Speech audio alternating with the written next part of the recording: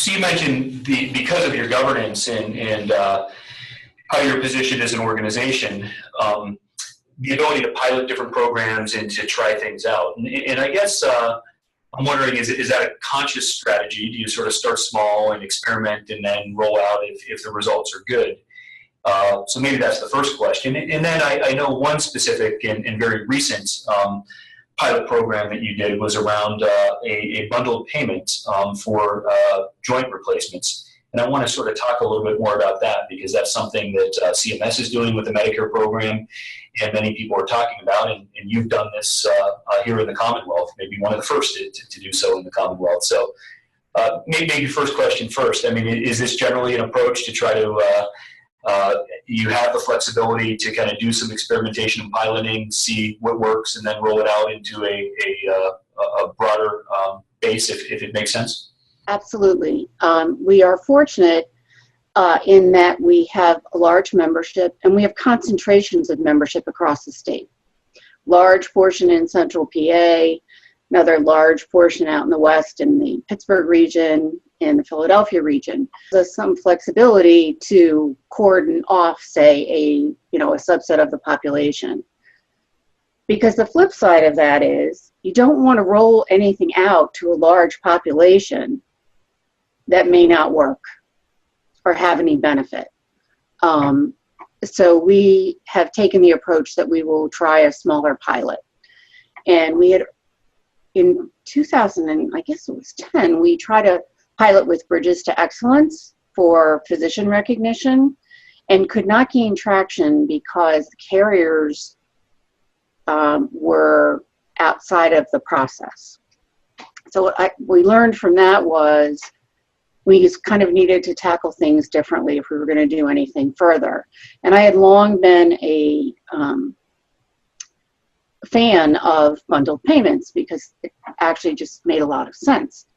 And so then when the opportunity presented itself to do something, we decided we would go around the carriers because they had not shown any interest in participating with anything in the region or the state up to that point in time, and worked with one hospital system and one large orthopedic practice in the Harrisburg area, and we worked at it for a year, and we had wonderful results, and saw that you really could, through collaborating directly as an employer with a physician group or hospital, you could actually affect some really positive change. We also learned some things from that.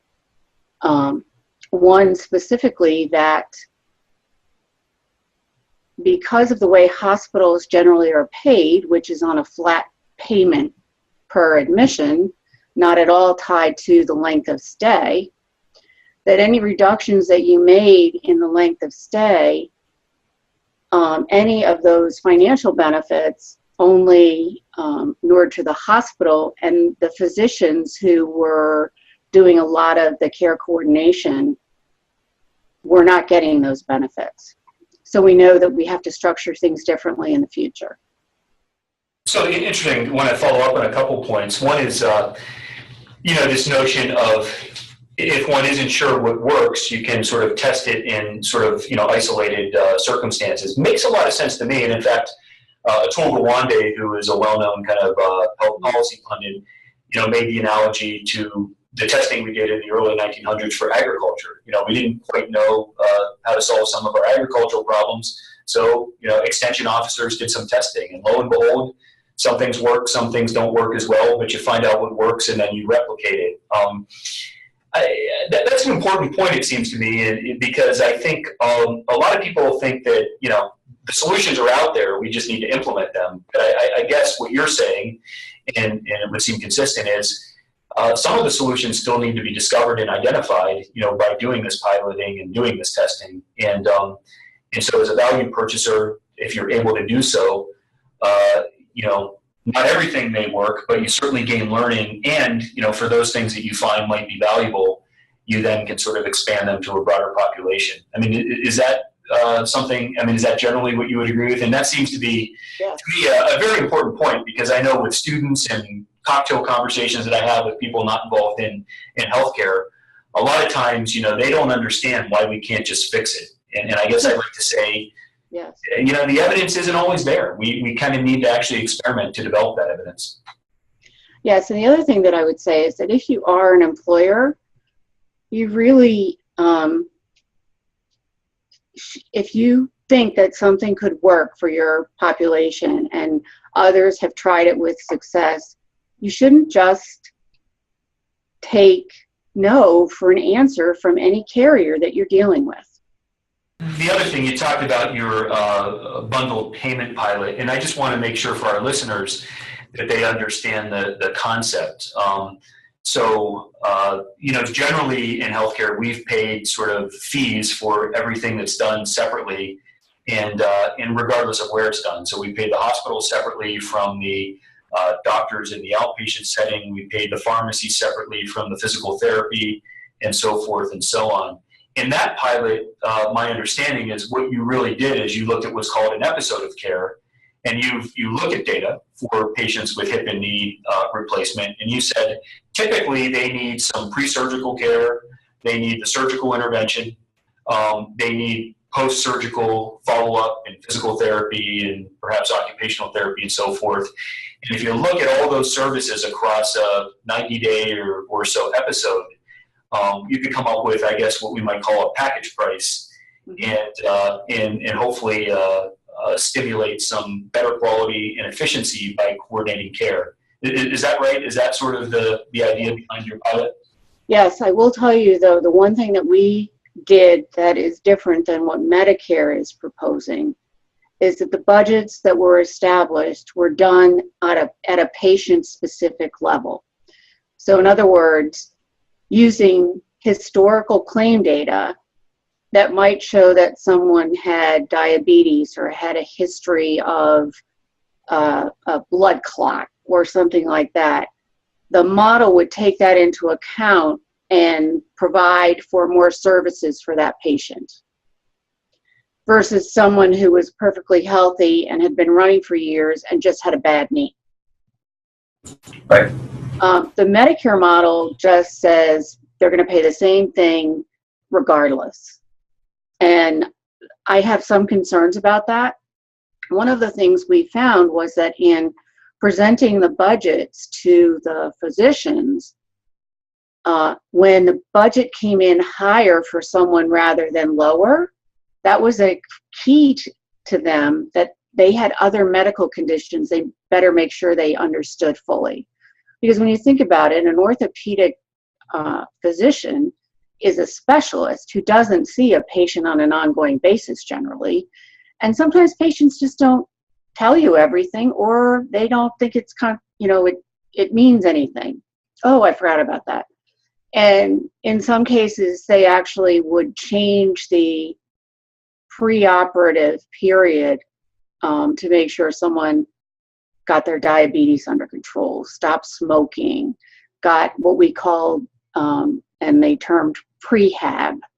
People were getting physical therapy before their surgery, and that helped them to recover more quickly.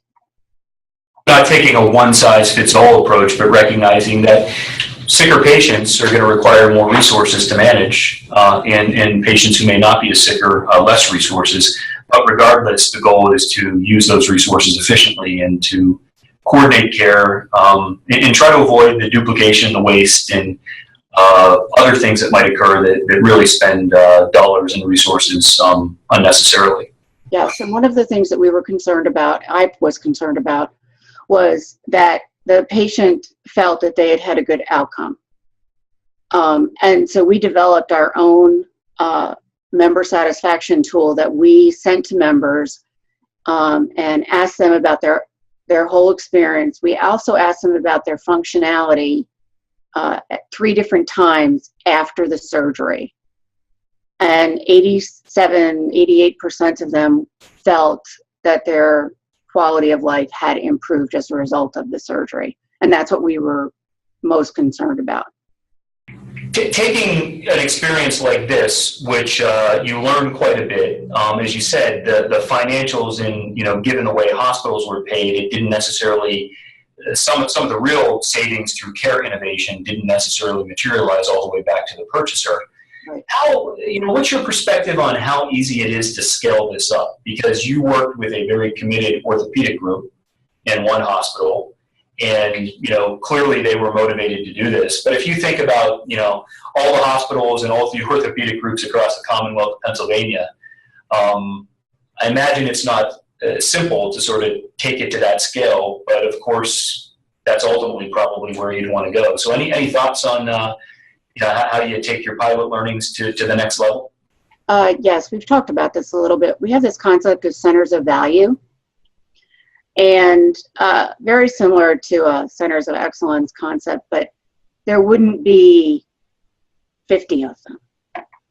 There might be, 10 of them across the state. That if members voluntarily chose to get their care there, and we would work directly with those providers, that I think there are large physician groups that are interested in working with employers across the state. But in that example, if the member wanted to go there, we could potentially waive a deductible, because we know they have good outcomes. So it's providing an incentive, not only presumably measurable, better quality of care and functionality, which is probably first and foremost, but also maybe a financial incentive. You don't have to pay your deductible, yes, but still the option to see, for the most part, any provider that you want. Yes. So and I think rather than completely narrow networks, which some people do look at, a lot of people are thinking that in order to sort of make this appealing to beneficiaries, sometimes this voluntary approach with a strong set of incentives is the way to go. Great.